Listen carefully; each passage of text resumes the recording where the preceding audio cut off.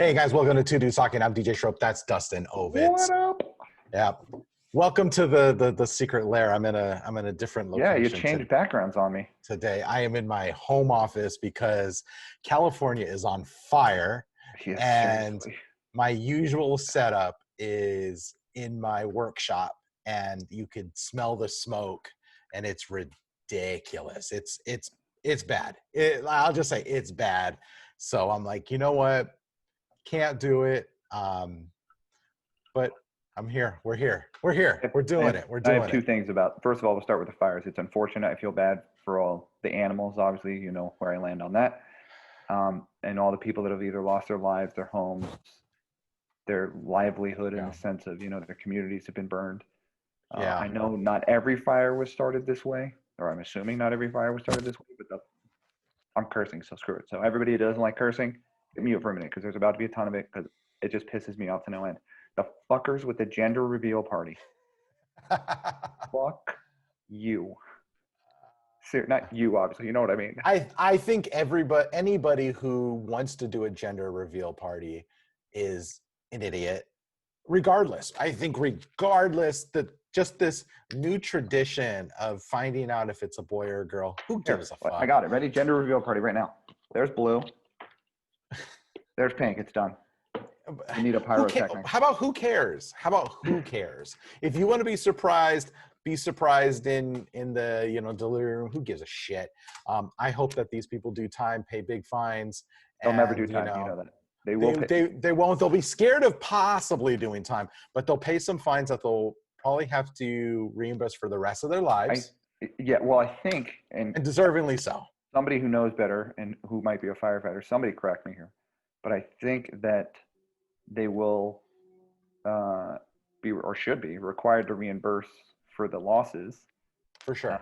I think that the state can go after their paycheck and just take it straight from them. And how about just a swift kick in the ass? I'm with like the king of whoever, like the number one dodgeball kicker is. No, I know who could do this. Ronaldo. Yes. Okay, there you go. I mean, the only reason I like that guy right now. You will get a swift kick in the ass by Ronaldo. Yeah, okay, that was the first thing. So everything on here is on fire. It sucks. That was the downer news. Happier news. Yeah. Let's start off with UFC. Angela Hill, Michelle Watterson. How exciting is this? The karate hottie. I know who you're picking. No, you don't actually. You might think I'm picking someone based on tough, but I'm going to surprise you here. Against tough? Yeah, for sure. Look, I think that they're both coming off of losses. Michelle Watterson is tricky, good at submissions. Yeah, she is. And she also can strike. They don't call her the karate hottie for nothing. And I think Angie Hill, I think she's just, and she referenced this in a recent interview with fuckboy Brett Okamoto, where she talked about she just never saw herself becoming a champion, because she started late at 29. She just never thought that she could really succeed. And she even said in her last fight, she looked at it and said, I never truly let go. I never truly pushed forward. But that's all her fights. Yeah. Like this is something that you should have thought of many fights ago, Angie. Like, you don't just all of a sudden you're like, oh, this is the time. This is why you've never won.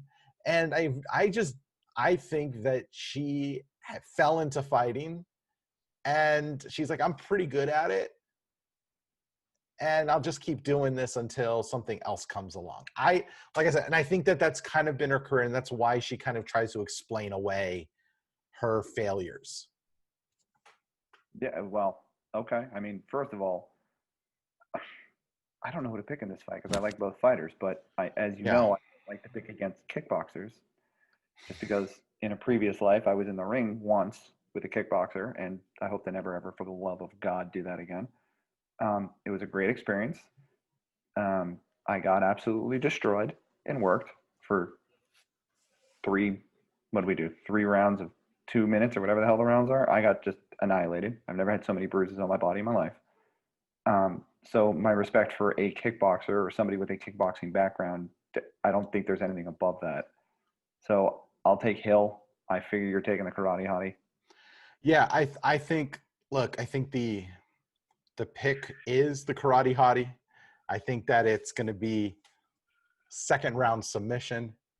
You think he's going to the ground? I think she's going to submit her. Wow. I think that Watterson is sneaky good on the ground, and Angie Hill, for what it's worth, can take a punch. So Yeah, it's true. I think when it comes down to it, Watterson has her beat in all aspects of fighting.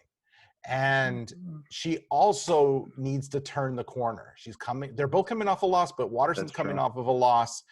And Watterson needs to show what the hype is all about.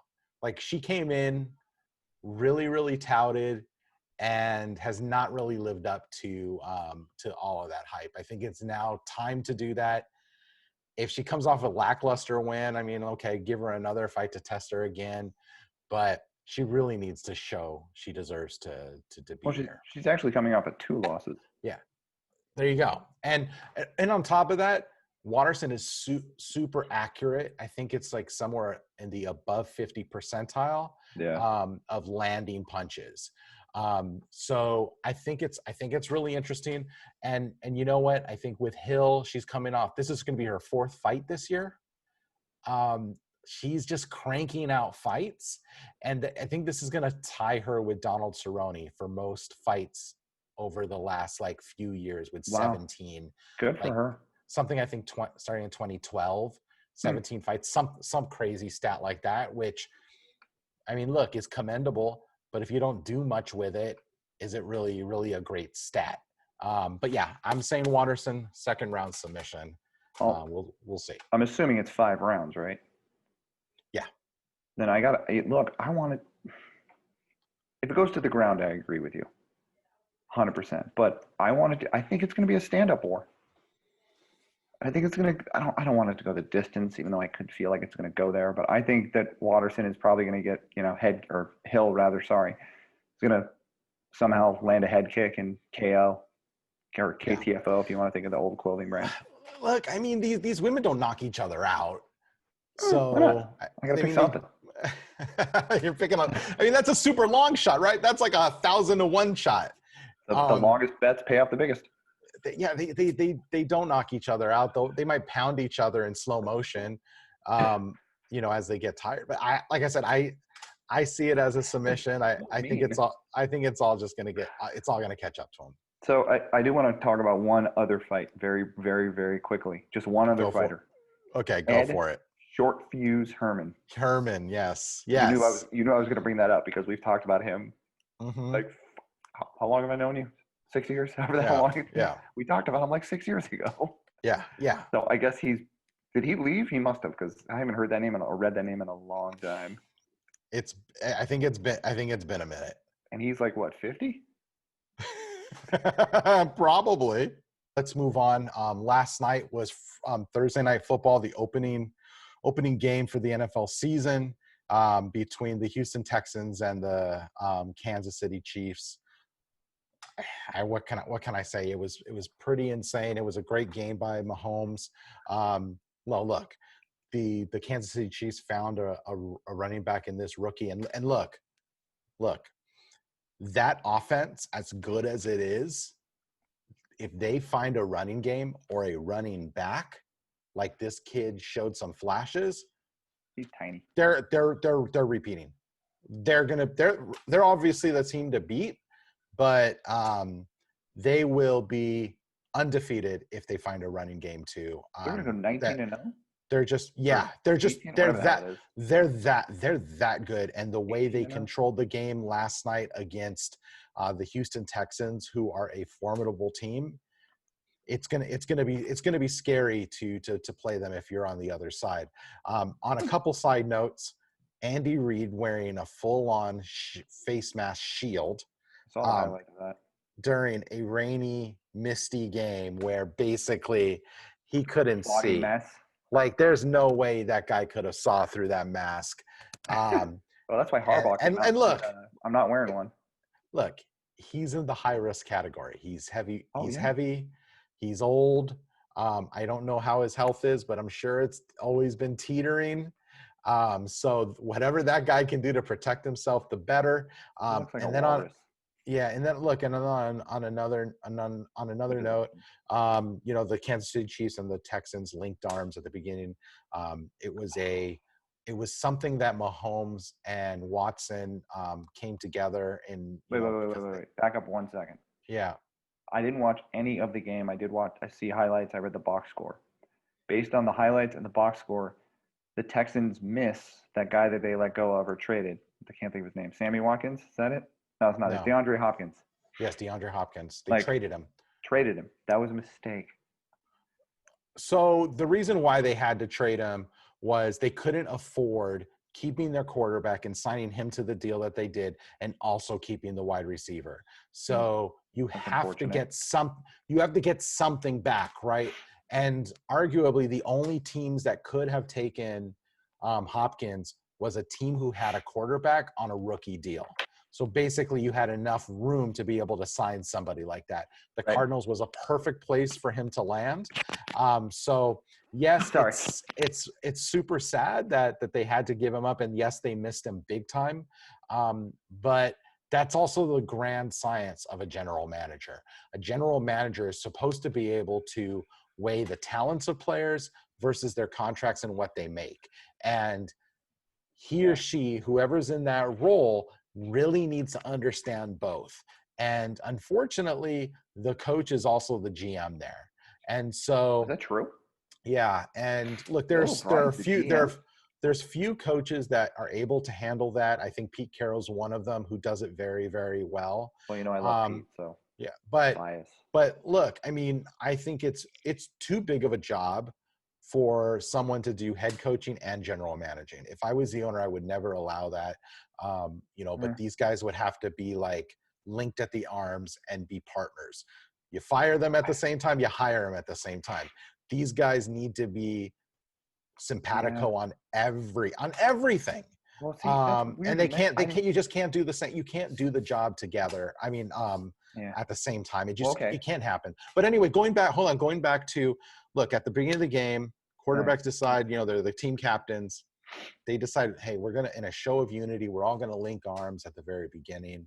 And apparently fans in Kansas City booed that. Look, the other side, there's another side to it. There's two sides to every story. People there, some people say, hey, that was just kind of pumped up by the mics. It wasn't as loud. It was a small group. And in a big arena like that, where it was kind of silent, noises like that can reverberate through an arena, which, look, we've been to arenas. We've seen that. We've heard that. But look, even one fan booing is enough for me to be disgusted, and enough for me to say, Kansas City, what the fuck are you doing? And get some class. And, look, I think the argument of, they should be playing, shut up and dribble, that whole shut up and dribble, shut up and play argument is bullshit to me. They are using their platform to reach ignorant people like them. And I think they should use that platform as much as they can. And, hats off to the NFL for letting the players express themselves. Because in the regular time, I don't think they would. I mean, look how they handled Kaepernick, right? You mean look how they continue to fail Kaepernick? Look, the NFL wagon for Kaepernick long passed a couple years ago. You can't be inactive that long and be able to come back. He was already on the look. I have a very, very strong opinion about Colin Kaepernick. He was already on the decline as a quarterback, and making a stand like that, where it is very unpopular to a bunch of white billionaires who own those teams, was not helpful. If he was lights out, the best quarterback in the league, if he was Tom Brady at that, no, he was not. But not before that time. But not, okay, that's true. I agree. He was already on the decline. So I don't want to get sidetracked. He was a second or third level quarterback. But look, I mean, he's better than a lot of backup quarterbacks, and That's my arguably, problem. but you know what? You put yourself in that situation. You put yourself in that situation, and you know what? I think he could have handled it better too. I think he could have come out and tried to work with the NFL. It's anyway. We'll save that for another So time. look, I want to have my take on the whole booing of the Lincoln Arms or Yeah. being in the locker room or whatever. So I did not watch the game, so I just saw the highlights, read the articles, read the news story, or read the box score. So here's where I land potentially on the completely opposite side of the coin from you, and it's potentially because we don't know all the details. Right. At some point in time, the protesting of anything, it doesn't matter what it is, I don't care what it is, flips to being it's too planned, it's too superficial, it's too fake, it's not organic. And if fans don't feel that the protest, the standing up is organic, I can understand why they booed. Because they might be of the opinion that like this is in no way organic, this is way too planned, you don't really feel this way, this is completely superficial and fake. I'm going to boo that. If that's what they're booing, I have no issue with it. Giving them way too much credit. No, you're giving them way too much credit for looking really deeply into, but that's what I'm saying. I don't protest. think that's the case. Yeah. But for maybe the one or two fans that is the case for, I completely understand it. Yeah. Because an organic thing is like Kaepernick kneeling. Right. Nobody was doing it. He started it. Nearly everybody hated it, and then he got other people to join him. It was him. And honestly, I don't think he knew what it was going to do and how it was going to reverberate through the league when he kneeled. He didn't, and you're absolutely right. It was very organic, and it caused a stir. And look, did the guy deserve to be ostracized from the NFL? No, and that's why he won his. That's why they settled out of court. For undisclosed amount. Yeah, I mean the guy's going to be okay. Nike kept him on as an athlete silently. That was a brilliant campaign. Until about a year ago, where they released it back out to the Wolves and look, again, he's a Niner. I'm not a fan of his. I wasn't a fan of his.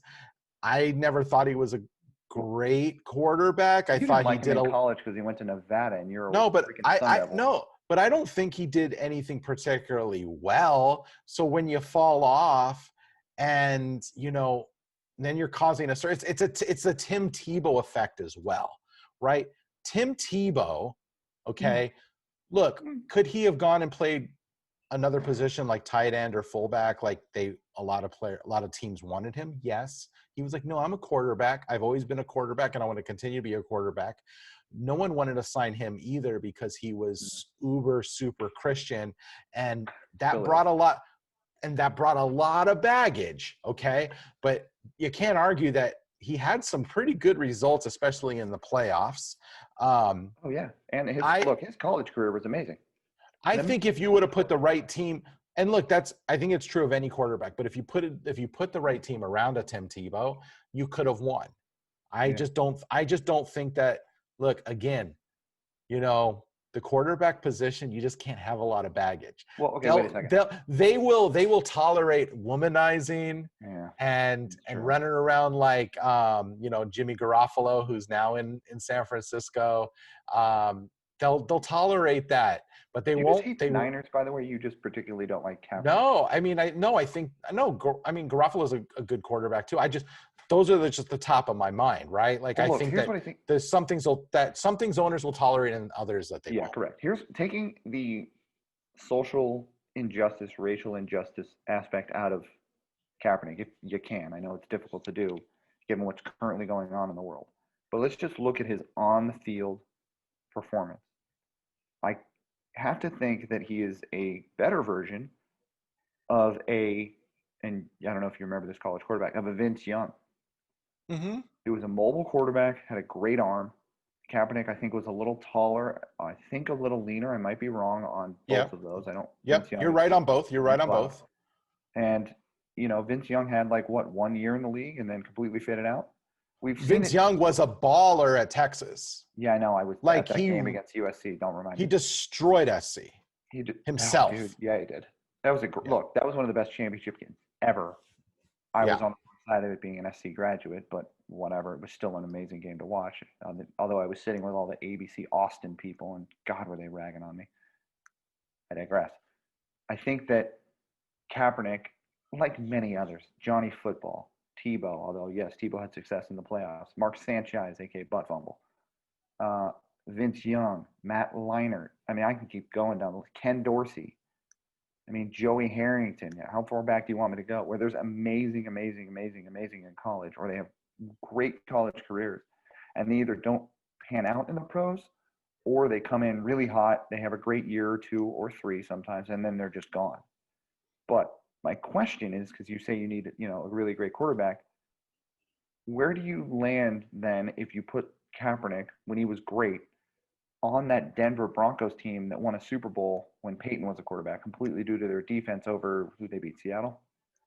I'd say they beat Seattle. Mm-hmm. Do you think with Kaepernick they win that game?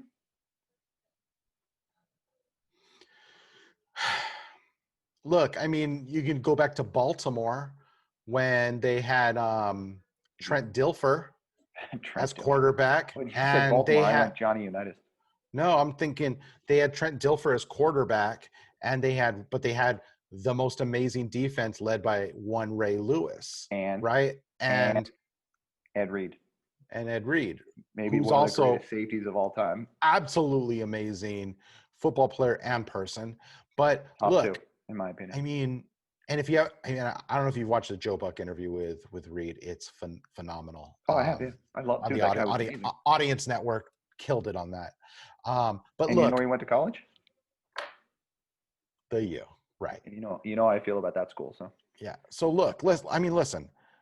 I think that you can win without a great quarterback.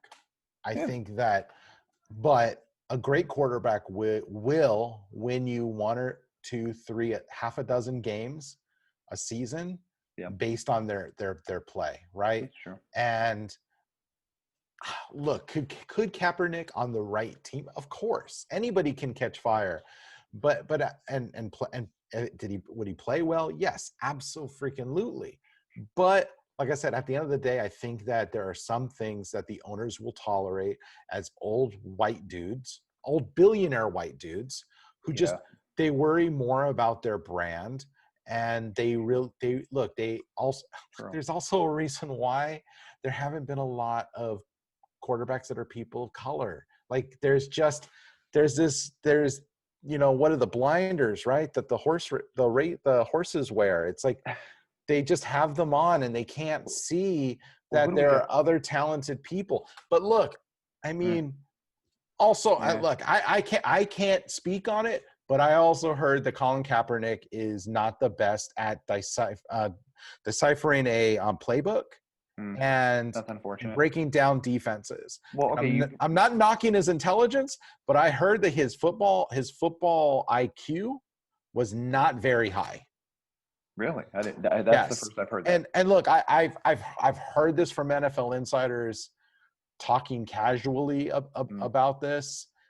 I can't say if it's true or not. I don't know if it's true or not, but yeah. So look, there's other things, but no one wants to say those things because if you say those things out loud, then all of a sudden you're a bigot or a racist, or how dare you question Cap, right? We're in a very sensitive time in this world where you can't. Yeah, it's one of those, you can't criticize people for one thing because they look at you as another. Oh God, right? No. The second the average Joe Q opens his mouth to say something negative about, even if it's just completely between the lines, a Kaepernick or many other people, I'm just using Kaepernick as an example, you get hammered. Yeah. And look, I mean, I only feel comfortable discussing his football IQ or even questioning that, or questioning, Saint Kaepernick, because I'm a person of color. Like I feel comfortable being able to do that. If I was if I was Joe Smith White dude, I'd be like, I'm not saying that because I don't want to be the guy that questions that. Right. See, that's why for me, from my perspective, just given where we are today in the world, specifically the U.S. Oh, I have another topic I just thought of, but we got to touch on briefly, which annoyed the shit out of me. But sorry, just remind me. It's about European football, soccer.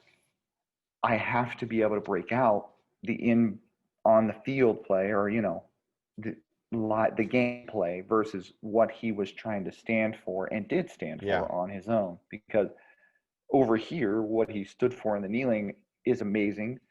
I said ahead of his time earlier, but I have to take that back, given that it's the same battle they've been fighting for.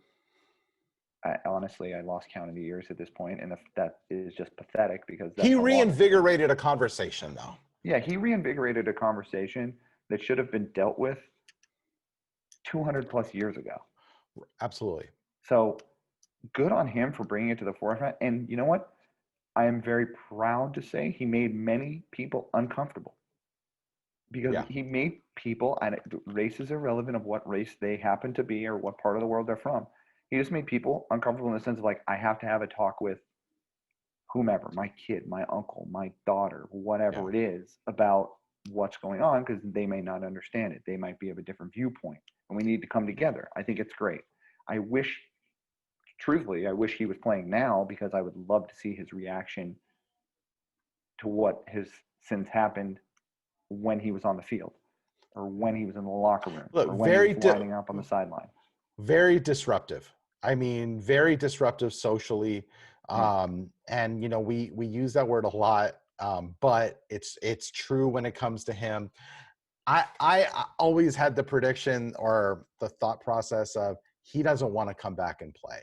Look, when he had that opportunity to try out I haven't thought about that in Atlanta, and then all of a sudden he moves it an hour and a half outside the city, and you're like, do you really want to play? Because if you really wanted to play, you would be going to every team's location, trying out. I never was in the belief that he wanted to come back. I just never. I was never there. Here's my opinion. I have no knowledge of what the settlement deal might or might not say. I think it's in his settlement deal that he can't. But why? No, but settlement. I don't think so. You know why? Because he tried out for NFL teams, and NFL teams came. If they would have caught wind of that, they would have never gone. I think that was a front. Or you think it was just a show? I think it was just a show. Because based on everything I know about the fact that he was leading that Super Bowl until the lights went out, and then the Ravens, the Flacco Bowl, that's right. Yeah. So that's a hot take. Came back and won. I think that part of the settlement was he couldn't be in the NFL or involved with the NFL, meaning, hired or whatever the settlement is, for X number of years, days, weeks, whatever it is. Mm-hmm. And then I think the workout was just a show, because why? I can't figure this out. Like what you said, why would you move it? There'd be no reason to do that. Yeah. Unless we're trying to piss everybody off.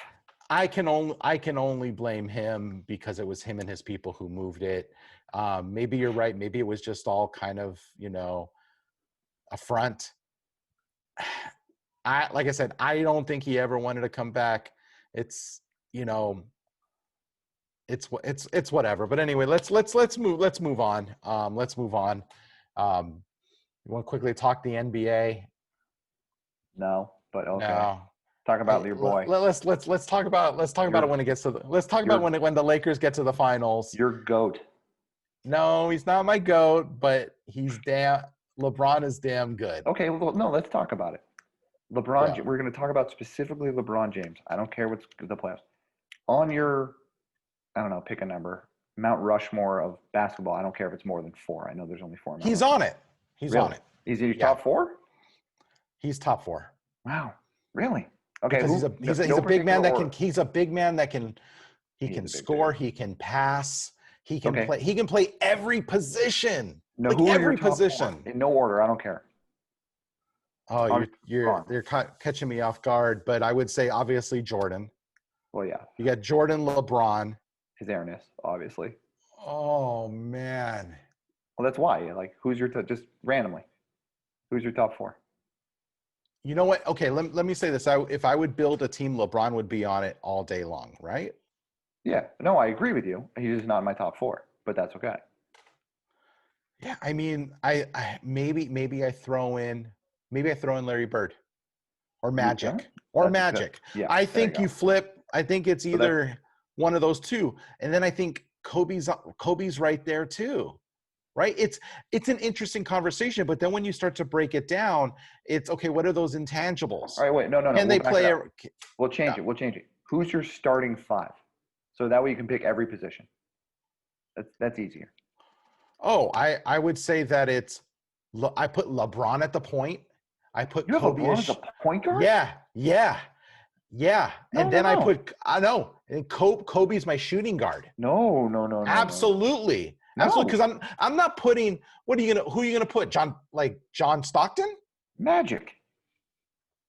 See, I don't see now. I don't know if Magic gets on my list if I'm going to pick a starting five, because I'm not putting LeBron at small. I'm going to have a bit. See, this is my thing. I have a big team, right? Because Magic's now 6'9" too. He's huge. I know, but I think LeBron's. I think Bron's more athletic. You know his airness is on the team. So absolutely, and which is interesting, right? Because it's like. So maybe point guard's an interesting position, because I think that there's a logjam everywhere else, right? Because you obviously are either going to go Walt Chamberlain or you're going to go Shaquille O'Neal. Because I ain't going Bill Russell. No, I'm not going Bill Russell or Kareem. George Mikan. First to three-peat. I think that what's hard about eras is things change so much. Yeah. And those guys that played in the black and whites can't play today. Can't play today. Kareem. They just can't. They're too athletic today. And that's the problem. They're bigger, stronger, faster. And that's why LeBron is so amazing. All right. Because he can play in all eras. That dude goes back to the future, and he's the logo. No, stop. Stop that. Yeah, I'm sorry, but he is. No. Let's have another conversation where I can actually think it through and prepare, because I feel at small forward and power forward, that's where things kind of flex, right? Because I could move McHale? No, because I could put LeBron down at power. Yeah, you put him on the block. But I like Karl Malone too. Oh, the mailman was great. But if you have the mailman, you almost need Stockton, just because you can't say Stockton to Malone. That's what makes point guard such an interesting conversation. And that's why I like LeBron, because I couldn't put Kobe or Michael there because they would never pass the damn ball, right? But LeBron can also score. But that guy can pass. There's a reason why he had 11 triple doubles in a row. The dude has playoffs. God. I mean, look, I'm not taking away. Magic was an amazing player, but if I'm putting Magic and LeBron one-on-one, LeBron's destroying Magic. Magic couldn't. Come on now. I know you love Magic, but there is no way one-on-one. And that's why I go back. I don't know.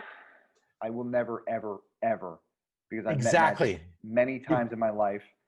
Full disclosure, he is. You can't separate yourself from your love of him. Exactly. This is what I'm saying. Full disclosure, he is family friends with a family member of mine, to the point he was at my cousin's weddings. Look, I get it. Because of everything he's done for my family and how nice he's been and magnanimous he's been, I will never, ever pick against Magic. Plus, and you know this, I grew up a Showtime Lakers fan. I was a kid when that happened. You got to take yourself out of that. Hold on. Here we go. Guns to your head. Tony Montana's gonna shoot you in the head. Which version? And he goes, never mind. One-on-one. You got to pick Magic or LeBron. The winner is going to get you riches beyond belief and a beautiful life. And the loser, not only will he shoot you in the head, he's going to torture you for a week. I'm still taking Magic. And then kill you. You're still taking Magic. Absolutely. I will never pick against Magic. I don't think you understand how deep this goes. So then Magic can buy your tombstone because you would be dead. I'd still Dead. put LeBron on the team. I'm just not picking the Dead. point guard. No, what I'm saying is, if you had one player to pick, you'd still pick Magic and put your life on it. That is I'm never picking against him. ridiculous. Well, Magic went 1-0 with Bird his whole career and won. Ridiculous. Well, look, it'd be Magic, his airness, LeBron on the block at power forward. I struggle at small forward because I don't know who the hell to put there. And I put Kareem, which I struggle with because it's Shaq, Bill Russell, and Chamberlain at center because you couldn't stop his skyhook then, and now that you can't hand check, how the hell do you stop it now? The only one I can't figure out is small forward. That's the one maybe Scottie Pippen. Maybe. I mean, because I argue that Scottie Pippen is one of the top 10 players in the league ever. Most underrated player we've seen in the last 40 years. Yep. The dude led the Bulls to like the conference finals when Jordan retired or whatever the hell it was. I mean, come on. Yeah. And then his airness came back, and obviously they three-peated again, but whatever. Right. Missing. Yeah, look, I will never, ever, well, unless you put him up against Jordan, his airness, I will almost never pick against Magic. But again, I can't remove myself. You can't. I know about him for my entire life. Like, I've known, not well, but I've met him from the time I can remember. I get it. Now, but so I can't. I have no skin in the game. I have no favorite player. I love watching basketball. Obviously, like last night, though, I did text you. I said NFL does beat basketball. I watched 0 minutes in the NFL game, but I watched every minute of the tour this morning. Yeah, that's where my. But look. I mean, I try to pull myself out of it. You know, my favorite player growing up was John Stark. Well, actually, no. Here, I'll give you John Stark's like Starks like. Oh, you like Stark? I did. I grew up. I actually loved the Knicks. Fan, weren't you? I loved the Knicks because they were tough. They didn't take any shit. Dude, Mason, like off. Ewing. Ewing. I mean, come on, like they just ran into the wall. That was over. Yeah, but anyway. Well, look, wait a second. I'll give you this. If we're talking about LeBron and Magic one-on-one, what era's rules are we playing on? Are we playing on the Magic 80s/90s rules or the now rules? See, I don't think it matters with LeBron because he's so big and strong. You can hand check a guy like that. He's just batting it off like a fly. It doesn't matter. But I agree with you. But half of Magic and Jordan, et cetera's game was based on hand checking, spinning off of it, and the guy's off balance. LeBron wouldn't know how to play under that. I just think LeBron's so damn athletic. He's a beast. He's a beast. I completely agree with you. Look, I completely agree he's a beast. If you gave me him and Magic one-on-one 10 times, I have no doubt it would probably come out 5 out of 5. But if you gave me to it once, you know I'm never picking it. Crazy talk. It would be maybe Magic might sneak by one. Stop it. Once. I'm never picking against Big E, ever. You know what? If I ever see Magic, I'm going to ask him. I'm going to. I'm going to text my cousin and tell him to text him. And ask him. I'm going to. You one-on-one with LeBron. Who wins? How many? 10 games. How many of those 10 games do you win? Who wins? No, I would like to know out of 10 games, best of 10 series, who wins? All day long LeBron. He's going to say all day long LeBron. No, I get that. But all day. Magic, what a lot of people don't know, is he is super competitive. As nice as he is, super competitive. Yeah, he's just, I mean, look. All right, wait, I could be playing one-on-one with a 5-year-old, and that 5-year-old could be super competitive. Oh, I'm tripping. That kid's getting blocked all day long. Well, he ain't going to step into Mr. Robinson's neighborhood. No one's ever going to be picked over his airness. No, that's wanted to make look. Sure you're not look, totally I'm going to say this is what I got on my desk right here. I got a Michael Jordan Nike hat right here. No, but this is for Michael Jordan. This is a Michael Jordan hat right here. It's a Nike Michael Jordan hat right there. I still got the Michael Jordan to the Max DVD set, as we've discussed, which has like Michael Jordan, Come Fly With Me, Playground, and all that stuff. And I watch it every now and again and go, God damn it, he was good. Look, Michael Jordan, best over. I told you, shitty golf shoes. You guys need to figure that out. But other than that, I didn't do it. I'm not. Look, Okay, I wait. consider myself a sneakerhead, and I hate Jordans. Wait, you mean I just get the a lot golf of shoes, flack not for like the that. basketball shoes? I don't like any of them. I only think the Really? first ones. One, The red and number black? one, the red and black. Look, my parents didn't make a lot of money. I wanted those so bad. You know what I ended up getting? My mom bought me Pro Wings. And I don't know if you remember Pro Wings. I do. Pro Wings were the knockoff versions of Knockoff, those right. Jordans. And I wore those things.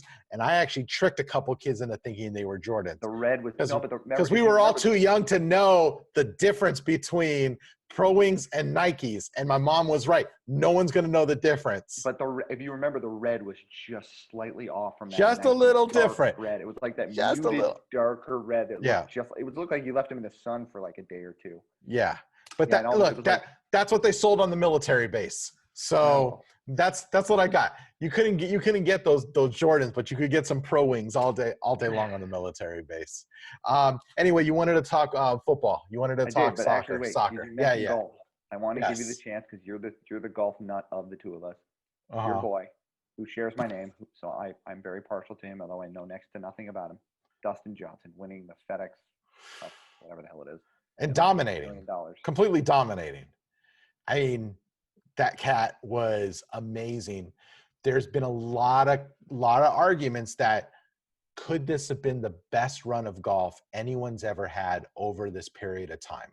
Really? That nobody has had this kind of run over 3 tournaments and just under the pressure, dominating the way he did. No one's saying that he's the best ever, but in this period of time, in this time capsule, no one else has had a better run. And as long as I've watched the game, no. As much as I know some of the history, no. I mean, you could take Dustin Johnson over anybody during this period of time. The guy has been amazing. He has his brother as his caddy. I did not know that. The way they break down a green, they take a little bit long, and they've caught a little flack for it, but it's not too slow where it's annoying. The way they break down a green and the way he hits that ball, it's like a 50-yard putt's going to go in. You expect it to go in, and when it doesn't, you're like, why didn't that go in? Like, that should have went in. Amazing. And no, he just lights out. He can drive, he can chip, he can putt, he can do all of it. And it's been a fun season. I guess you can call it a season, because they're just ramping back up for the Safeway Open this weekend. The girls are also playing. Sorry, the ladies are also playing LPGA in the Palm Springs area. 120 degrees, Gross. so hot. They are letting them use carts because it is too damn. It is so hot. You can't walk that course. Look, I played in 115. I played that last weekend. Brutal. I was in a cart. I had wet towels. I had all of it. Look, I'll play in 120. I don't care. I'll play in 130 if you give me the chance. If there's enough shade in the, I play in rain. I play in snow. I'll play all. But I mean, it's going to be really, really hot, and then to be super competitive and have this be your job. I mean, hats off to the ladies. Huh. Yeah, and I do have a question for you about the whole FedEx Cup or whatever the hell it's called. Yeah. Is it how does it work? Is it like you have to qualify for it and then you go through those events and then the best overall score wins? Or is it just you go through all those events and then whatever you play the last tournament just like any other tournament where if you win that tournament, you win the whole thing? Yeah, it's a point system, right? So, a certain number of players make it to the next round, then 30 make it to that final round, right? And it is a point system. But once you get to the very end, you're then given a number of strokes to play, right? So at the very end, that last tournament, Dustin Johnson had a 10-stroke lead, right? So, then the second place guy had 8 strokes, et cetera, et cetera. So they come into that first day, the Thursday, with minus 10 already? Already, well, Dustin Johnson did. Already that's stacked. what I mean. Like, Dustin Johnson, you carry your scores over. No, you don't carry your scores over, but you're given scores based on your performance and points, right? So he basically came in stacked. Like, if he played well, he wasn't going to lose. But the argument is Rory McIlroy a few years ago won the FedEx Championship, and he was only 5 under. So you can win not being at the top, right? Like there's still a lot of give because the course is so damn hard. So given the fact that the course is difficult, anybody can win. But yeah, it's interesting. They changed it over the last few years, but it is a point system. And yeah, like I said, we're starting a new season now. Safeway Open's kicked off already. We got a couple majors coming up. We have the US Open at Winged Foot coming up, which is going to play as one of the toughest courses ever created. And then you have Augusta, who the Masters did announce the other day, they are reformatting their start and end times around the football schedule so that you can watch golf and football without them overlapping. They're figuring it all out. So really, really good of them to do that, because they usually don't have this kind of competition. And it's the Masters. The Masters is arguably one of the most popular tournament in the on the schedule. So I think it's good for both football and for golf that they are figuring out a way, basically for several days of not leaving your house and being able to watch 2 different sports. I understand. That's awesome. Yeah. Yeah. Speaking of football, college football, Yes. real quick. So as I told you and before we started, the Memphis Tigers have shut down all football activities due to positive COVID tests, I think, Unreal. by members of the team. I use that loosely because they're student athletes, whatever. So given that happened, what do you think I don't want to say repercussions because that's not the right word. What do you think the ripple effect is throughout other institutions? Or do you think that, everybody's just going to go, nah, that's nice, we're going to continue forward. Money, money, money. Yeah, I think it's the latter. I think that they're going to look at Memphis and say, it's just Memphis. Who cares? Yeah. I think it's sad. Look, the God bless the NFL. Hopefully they make it through the season. They've had only, a handful of people test both on the player and the staff side. And college football has not had that kind of luck. Problem is, these are freaking college students. These aren't professional athletes. They are not taking it as seriously as a pro athlete would. They're not truly bubbling.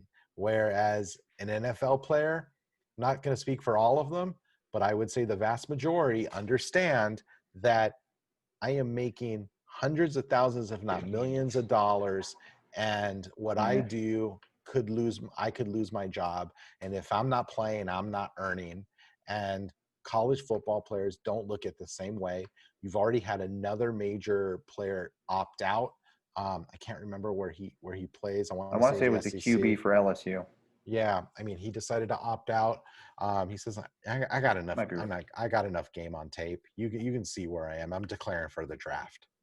Yeah, you'll take me, whether it's in the first, second, third, fourth, fifth, sixth round." Yeah, look, I think that it's unfortunate for Memphis. I think there was a D2 or 3 institution that actually, unfortunately, had a student die due to COVID. So I'm surprised that there hasn't been something big enough to send shockwaves through. That's the word I was looking for. Through the entire college football community of students to be like, whoa, wait a second, you're not paying us, we could die. This can permanently affect us and impact us, like going forward. It can completely. But what is that tipping point? I mean, let's try to identify that tipping point. Trevor Lawrence getting sick. Is it? I mean, is it? But I hate to say this, but you know what it is? I don't think it is. It's a player like that getting sick and being killed due to COVID. And then I think everybody else will go, he was going to be the first pick in the draft or the 5th pick in the draft. No, I'm not doing this.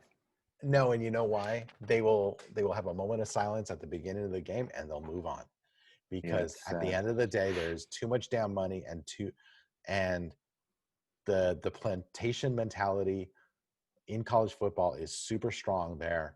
And there are these few people at the top kind of just, they don't care about what happens at the bottom. They just want the money to keep rolling in.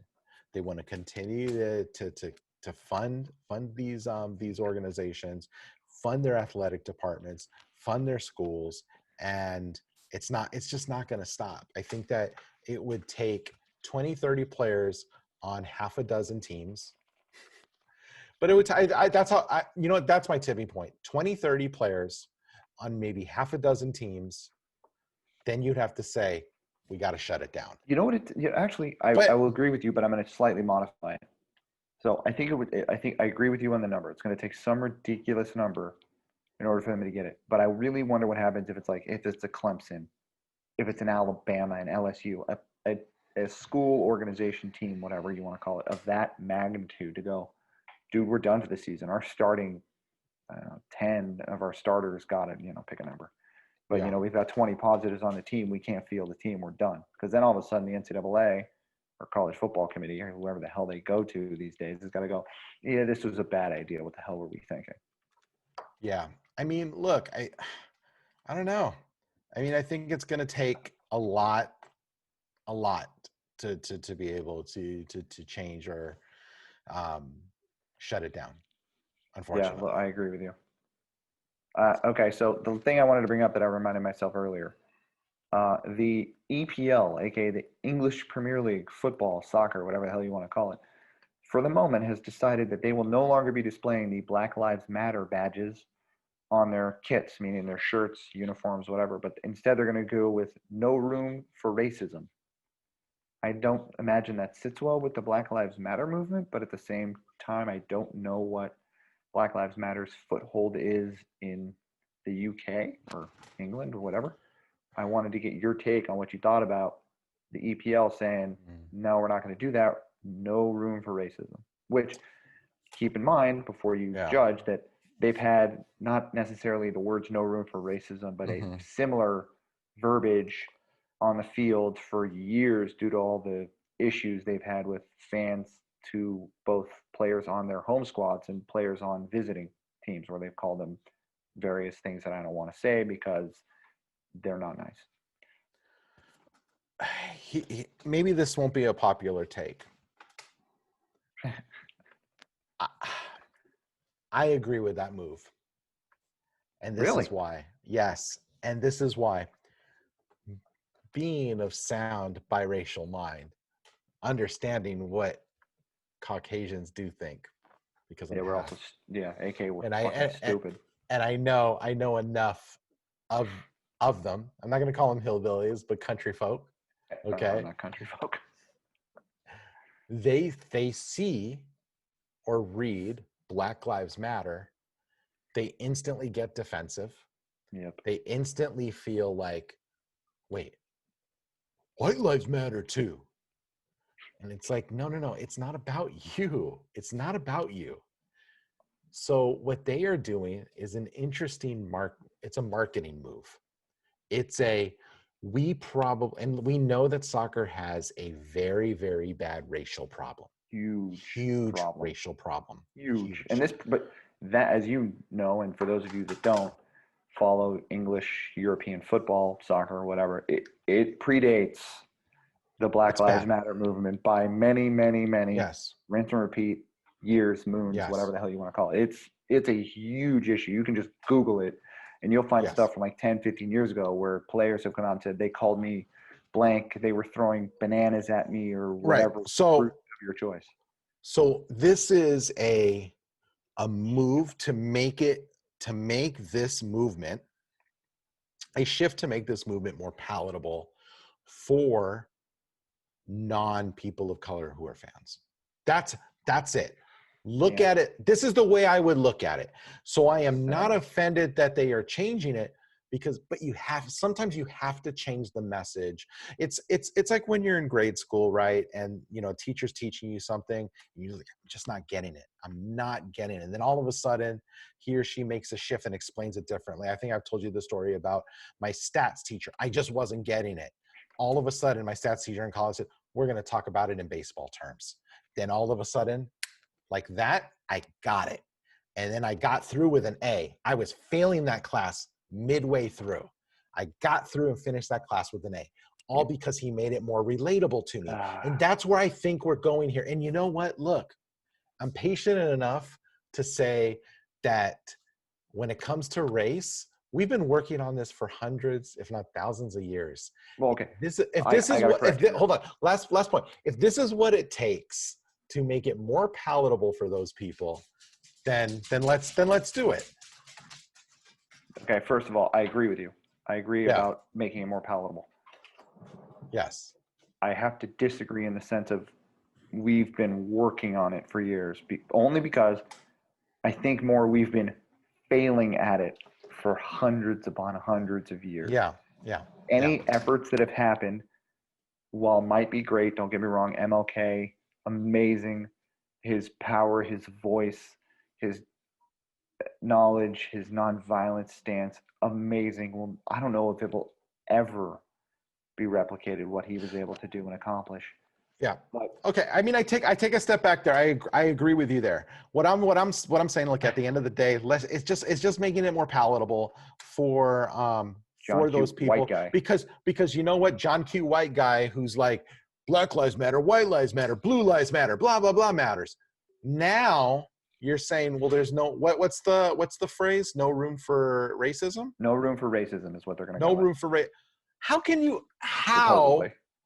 Okay, so how can anyone of sound mind, spirit, and soul argue saying, wait, there's room for race? Who can say the opposite? You can't. So they found a phrase that even the most racist of soccer hooligan cannot argue against. That's basically what. And the fact that we have to do that sucks. I'm with you. But you know what? I'm okay repositioning something to make. I'm a marketing guy, so repositioning something to make it more palatable speaks to me. And if this is going to help do that, then I'm cool with it. I mean, not ideal, but I'm cool with it because of that fact. Sorry, you said hooligans, and my brain just went off on a tangent. I agree with you, but for those of you that don't know what a proper football soccer hooligan is, please Google it or YouTube it or whatever it is. It basically take the worst sports fans in America you can think of, like, average sport fan, multiply by a couple hundred or thousand, including both racist chants, insensitive chants, destruction of property and or assault, battery, and every other type of destruction you can think of. They're not the lovable characters you see on one of the best movies ever called Euro Trip. Oh God, I love you. No, those were technically not hooligans. Those were supporters. There's a difference. Okay. Also, I fucking love Vinnie Jones, so don't ever say that. No, love that movie. Love that dude. That dude actually played professional football, soccer, whatever. So there you go. I think he played for like Fulham or something. God damn it, I want to interview that guy. Just pick his brain. But yes, the soccer hooligans, where the term really sits right now, as opposed to a supporter or a fanatic fan, whatever, they're awful. I'll give you an example that most people can relate to. I know you can because I live in LA. I don't know how else to say this without cursing, so forgive me, because you know how I feel about that team up north, the San Francisco Giants. I despise them because I'm a diehard Dodger fan. But going back, 10 years maybe, the Brian Stowe incident. Yeah. The guy, if you don't know, he was a Giants fan at a Dodger game, and other Dodger fans were, I'm assuming, talking to each other. I don't know what the conversation wasn't there, but it ended up in him getting assaulted and battered in the parking lot. And I don't know if he was beaten while on the ground or he just happened to fall over and hit his head on the ground or a parking curb. I don't know. He was assaulted and yeah, it doesn't matter. He was assaulted and battered and ended up very, very injured. So those people that did that to him, if it's 1, 2, 3 people, those would be the hooligans. The average rabid fan, me, you, whatever side you're on, are supporters.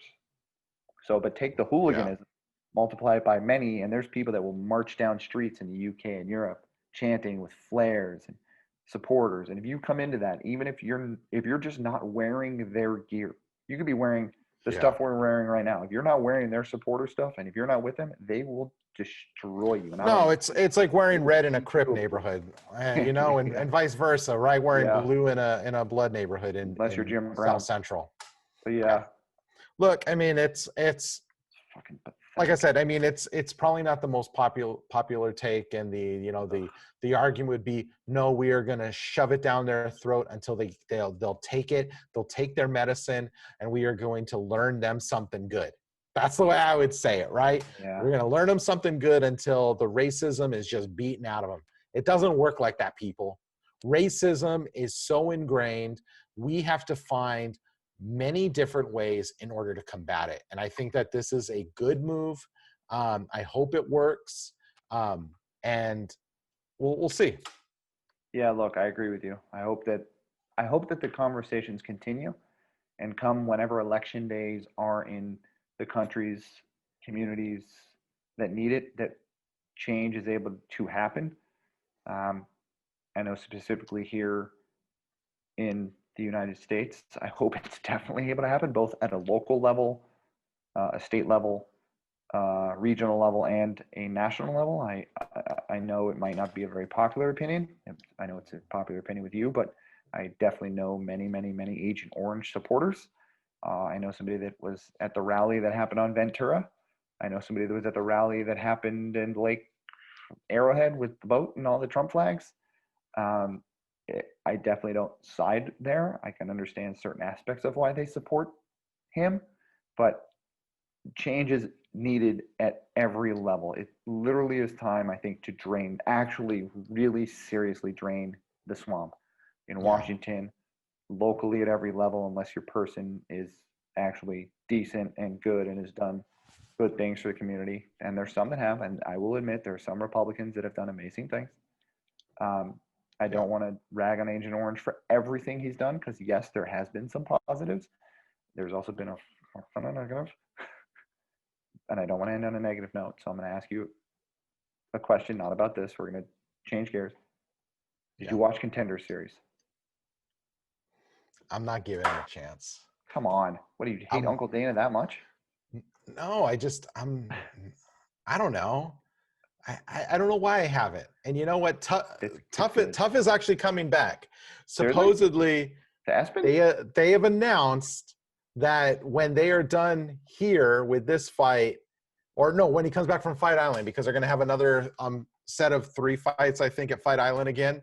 When they come back from Fight Island, Dana White said that that's when they're going to start filming Tough again. I don't know where it's probably ESPN Plus. It's not airing on ESPN. You know, Why? I mean, ESPN the Ocho. It didn't rate at Fox Sports 1. It didn't rate at Fox Sports. Like we on Fuel TV, like all the different networks that I worked when we aired it on FX. It just didn't rate. We even tried to air it on Big Fox. I remember. And it didn't rate. Yeah, they pulled it, right? Didn't they? After a few episodes? Yeah. Wow, crazy. There was something else I wanted to bring up, but now it eludes me because I keep hearing dog paws and it makes me happy. I got my gang running through my hooligans. Hooligans. You have your office delivery people. Those are your couriers. Exactly. My hooligans running through paws and nails on hardwood floor. I dare you to pick one of them up and show them on camera and not get bit. I dare you. They ran away. Yeah, they ran away. They were like, I'm not being on camera. Nah. But baseball bubble. Yes. Do you think they're really going to do it for the playoffs? Obviously, or do you think they should? They should. I don't think they will. You really think they're going to let them travel like that? I think there's gonna be some teams that want to bubble up, and it's gonna be like team meeting, guys. Let's all get together and kind of talk this through, right? Yeah. And maybe it happens that way. Should they? Yes. Too much money at stake to not do it. Yeah, but there's no fans regardless. Look, you got me why they didn't just do a World Baseball Classic and just bubble up at Walt Disney World to begin with. They had the facilities down there. And look, I mean, when MLS moved out, MLB could have moved in. It was like, it was all set up and ready for them. Great. I'm glad you brought up MLS. I had no clue that once the MLS is back, tournament is over, they were going right back to the regular season. I missed that. Surprise. Because I got the alert from ESPN or Bleacher or whatever, where it's like, the El Tráfico is done. I was like, wait, that already happened. What are you What are you talking about? Well, unfortunately, that sport flies under the radar, so it Yeah, I sneaks back. guess. It sneaks back up on you, right? I Right. think just like the mainstream with golf, like all of a sudden starting their season, you're like, wait, what? Yeah, Yeah, they're doing it with no fans unfortunately. too. Although I guess they could have limited fans there somehow. I don't know. I mean, look, let's see what happens with the NFL and their 20% capacity. See what But happens that's only there. 2 teams, I thought. Those are the I KC and the Dolphins or Jacksonville, yeah, whatever. it's something like that. I mean, LA's not opening SoFi Definitely not happening. with fans. That looks pretty though So on Hard on Knocks. Hard Knocks, I'm so sad that Hard Knocks is over. Oh, is it? Yeah, this was the last episode The one where they cut because those they're two going into the guys that I season. like? Yeah, because they're going into the season now. It's only Oh, following them in the preseason. I So didn't know that. but look, my breakdown from Hard Knocks, a couple things I learned was Coach Lynn is an amazing person and Oh, Chargers for sure. an amazing coach. And if you don't come out of Hard Knocks loving him, you are heartless. Um, and then on the other side, you Oh, learn that even if you get cut, you still have options when you have white privilege, like Johnston did. maybe The godson of Papa Papa Favre. Favre, where That was hilarious. that kid had options. Look, you look back and you're like, how did he end up at Baylor? Oh, didn't his dad work at Baylor? Did he? Okay, I I missed that think memo. so. It was like one of those where, Yeah. and then Coach Rule goes from Baylor to Carolina, Well, and he's on the it's like, practice squad. Not that that means anything at the moment, but but it's like, hey, my former coach at Baylor, oh, all right. Yeah. is over in Carolina. Hey, coach, I'm available. I just got cut. You know what? Come take this practice squad spot Yeah. over here. Hey, I'll look, help you I out. And then liked he him in happens to Cardinals. be working with his dad. His dad's there too in Carolina. I didn't know that. Look, if you follow the whole thing, you're like, you know what? Look, I'm not saying he didn't earn his way through college and into the pros, Oh, I liked him a lot on but it Hard was Knocks. I thought he was great. I don't like him. I thought he ran his mouth from the get-go, I and I'm liked him. like, that guy's getting cut because they're focusing too much on him and his mouth and the fact that he can't tackle. My prediction, he's getting cut. I knew that from the get, just watching him play. And you know what? Being on the Rams where they had too many linebackers, there was just no way it was not going to work out for that kid. All right, that raises 2 questions. One is about football. I mean, soccer. Sorry, so we'll get to that at the very end. But who obviously will take the Chiefs out? Take them out. Who do you have doing better this year? Tom Brady or Cam Newton? Tom Brady. Because of all the weapons, or just because he's Tom Brady? Because he's Tom Brady. Cam Newton's coming off of an injury, Yeah, and off. he doesn't have Tom didn't have a lot of great weapons up in New England last year either. Yeah, that's true. Tom Brady's got nothing but weapons in Tampa Bay. Yeah, but he's missing Mike Evans. Playing in fair weather. You got Hot. Gronk. You got Gronk. You have a great coach there. I think it's all set up for Tom to do terrifically there. Oh, but definitely he will have the better season because also too, everybody has bought into Tom's system down there. yeah, that's true. They're not eating tomatoes. Right. Sorry, that raised another question because I wanted to quickly touch on, because we talked about earlier where DeAndre Hopkins went to the Cardinals, which I didn't know. So how many yards do you think he and Larry, I think it's Larry, right? Yeah.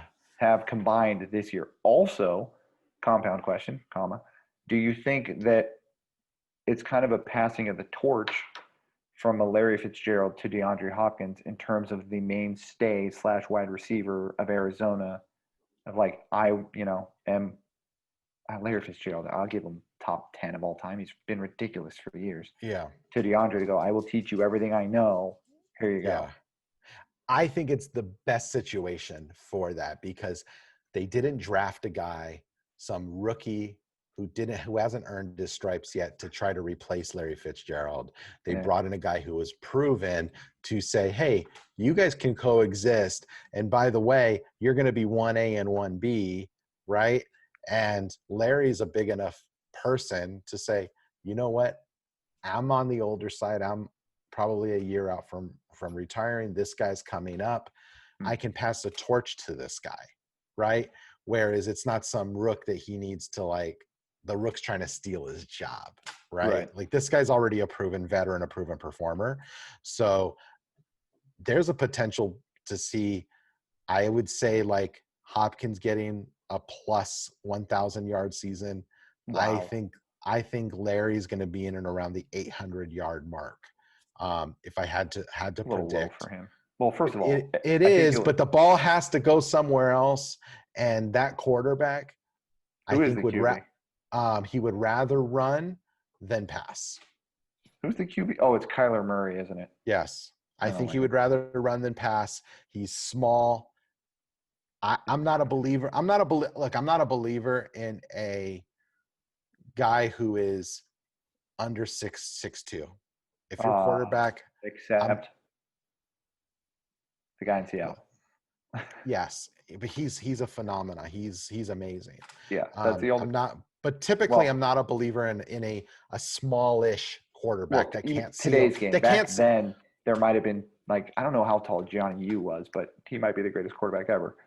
You got to be able to see over an O-line. That's that, and those guys are 6'7" plus. So look, I will eat my words here happily. I do not, as on the football field, this has nothing to do with him personally. Completely between the lines. I don't like the Arizona quarterback. I don't think he's the right. I don't know who is, but I don't think he's the right guy. I think he would, and I go back to, I think he'd rather be in Oakland A right now than a quarterback. I don't know what he was thinking. There's so much more. He was thinking, yes, in the long run, if he proves himself, but you can make a whole lot more money in the NFL quickly if you're in the NFL. Right. But maybe he saw his storyline not being quite a great baseball player. Who knows? Or maybe he foresee himself in, delusions of grandeur like Bo Jackson. Oh, but it's different as a quarterback. You can do that. No, but I'm just saying, as a two-way player, even Deion Sanders, it's different as a cornerback and a running back to be able to play two sports than a quarterback who has to know everything, and he has to do all of it. Bo. But I think he had delusions of grandeur there. I think that's what he wanted. Physical marvel, Bo Jackson. So was Deion. Deion was amazing too. Yeah. Okay, my last point, and you had brought this up in our pre-talk, is Mr. Lionel Messi. I'm not going to talk about the Tour de France, even though I really want to. Deciding, stay at Barcelona. I know we had talked about it previously, but what do you think? Do you think good idea? I've got to assume my opinion. I mean, you had a thought of why he was doing it. There was a reason. Okay, based on everything I read, and you know that Football Club Barcelona I've supported or been a fan of whatever for 17 years. How old am I? It'll be about 20 years actually. So I'm not new to it. I just happened to find them because when I was in college, there was a transfer student from Spain, or foreign exchange student from Spain, and if I was going to support a football club, it had to be that one, because if anything else came out of my mouth, we wouldn't have had anything to talk about, and he would have told me to get bent and probably get out of his dorm room. There he is. That's Duncan right there for you guys. Got everybody. Yes. It's the best part of my day because I don't have a fur baby. Hi, Duncan. You're adorable. He's like, I'm over it. Get away. He's like, great. I'm on camera. Put me down. So he's all Cristiano Ronaldo. Yay! I think that CR7. Oh God. So I think that because of the contract dispute he was having, that he basically wanted to unilaterally, meaning one-sided in this case, get out of his deal to say you need to transfer me, where Barcelona was like, you still have a year left in your deal. The transfer clause that you're talking about doesn't come into play because it's already passed. I assume that Barcelona, or whoever the hell it was, said, yeah, we'll see you in court, get bent. And he doesn't want to do that because it's a PR nightmare in terms of what's going to come out in discovery or what have you. Yeah. On both sides. Obviously, it's a nightmare for both Messi and for Barcelona, and I think it would just been a bad look all around to have your star player that has been with you for his whole career since he's been in the youth academy to Yeah. now to try and take him to court and have the club that supported him and basically made him be on the other side. It's just a bad look all around. So I think he had said that he's playing this season against his will. I don't know if that report is accurate, but if it is, I think that might be my favorite quote that I've ever heard about a player getting paid millions of dollars to play on any professional Help, team in my help. life, right? Because you're getting paid. I don't know what he's getting paid. So I'm throwing out a random number. A lot. Probably getting paid like 30 million US dollars. Yeah. Might be under, I don't care. To play against his will. I'm like, dude, you can pay me like a quarter of that and I will play anywhere against my will. Hell, I'll play with will. You So know, I think it's not unlike any other athlete, right? No. Playing their contract out, and knowing like they're leaving. This is their last hurrah. Enjoy it while you have it. That's right. You're probably not going to get 100% out of them, but even No chance. 80% is still better than 100% of other players. Yeah, look, I think that Messi, his tenure with Barcelona, regardless of how this next year comes out, is still one of those guys where you could build a statue of, assuming nothing really bad like Joe Paterno comes out eventually. Obviously, you could build a statue of him outside the pitch, the stadium, and go, this dude was a god when he was here. Yeah. I mean, there's no argument that his stats, his play, his ability speaks for itself.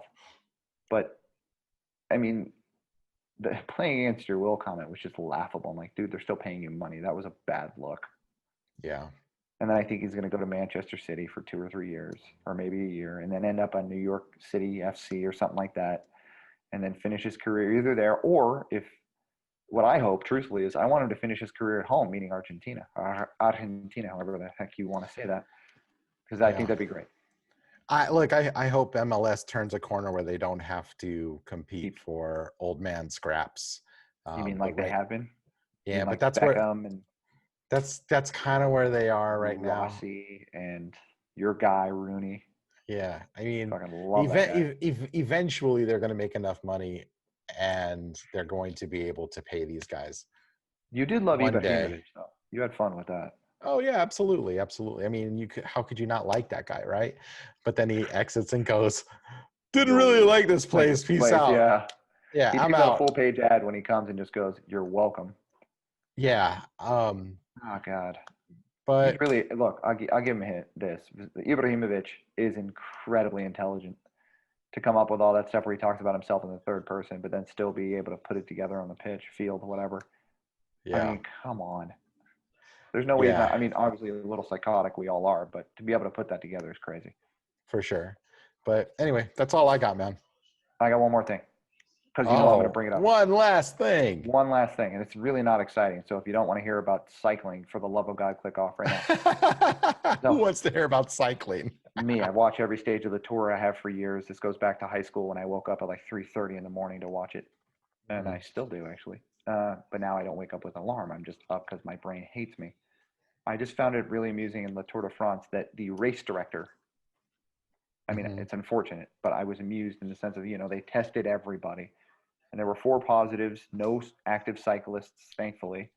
And then the race director of the tour was found to be COVID positive or positive for COVID, however the hell you want to put that. And I was like, dude, of all the people that could get it, it has to be the race director. So it's like, it would be like the head of the commissioner of some sport getting it is pretty much what that is. So it'd be like Rob Manfred in MLB getting it. What happens when you're around all these people, right? Well, that's what I mean, they should have banned fans. I don't know what the hell they were thinking. It's But if you haven't France's checked fault. out the tour, it finishes in like a week and a half. Although you don't want to watch the last stage because usually the last stage nobody attacks.